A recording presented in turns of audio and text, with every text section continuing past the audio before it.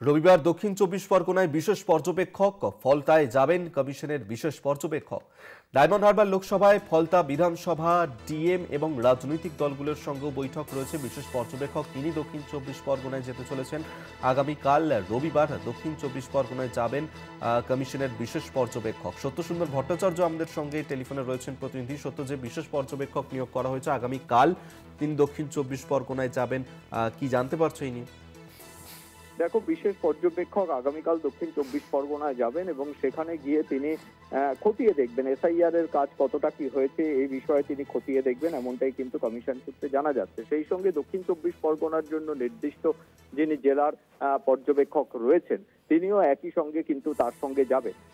সেক্ষেত্রে কমিশন সূত্রে যেটা খবর, যে সেখানে গিয়ে তিনি জেলা শাসক, দক্ষিণ চব্বিশ পরগনার জেলা শাসক অর্থাৎ জেলা নির্বাচনী আধিকারিক, তার সঙ্গে বৈঠক করবেন। এছাড়া ইআরওর সঙ্গে বৈঠক করবেন, বিএলওদের সঙ্গে প্রয়োজনে বৈঠক করতে পারেন। সেখানে ইতিমধ্যেই এনুমারেশন ফর্ম কত সংখ্যক জমা পড়েছে, সেই ভিত্তিতে কতটা ডিজিটাইজেশন হয়েছে, এই সামগ্রিক তথ্য সেটা খতিয়ে দেখবেন এবং নজরদারি করবেন, এমনটা কিন্তু জানা যাচ্ছে।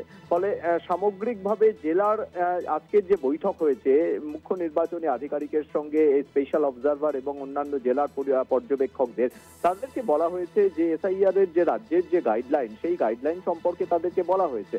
ফলে সেই জায়গায় গিয়ে জেলাতে গিয়ে সেই এসআইআর এর গাইডলাইন মেনে কতটা কাজ হয়েছে এবং সেক্ষেত্রে সংশ্লিষ্ট বিএলওদের ভূমিকা কি, তারা কিভাবে কাজ করছেন, আর কত সংখ্যক ফর্ম জমা নেওয়া বাকি আছে বা ডিজিটাইজেশনের কাজ কতটা বাকি আছে, সেটা যাতে দ্রুততার সঙ্গে করা হয় সেই জন্য প্রয়োজনীয় পরামর্শ কিন্তু দেওয়া হবে পর্যবেক্ষকদের থেকে, এমনটা কিন্তু কমিশন সূত্রে জানা যাচ্ছে। তার কারণ হলো ডেডলাইন হচ্ছে 4 ডিসেম্বর, তার মধ্যেই কিন্তু সামগ্রিকভাবে এই ডিজিটাইজেশনের কাজ অর্থাৎ এসআইআর এর কাজের প্রাথমিক পর্যায়ে সেটাকে শেষ করতে হবে।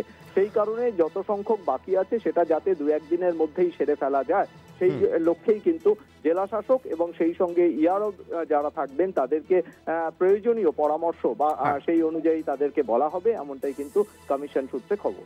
ধন্যবাদ সত্য সুন্দর ভট্টাচার্য আমাদের সঙ্গে টেলিফোনে ছিলেন প্রতিনিধি।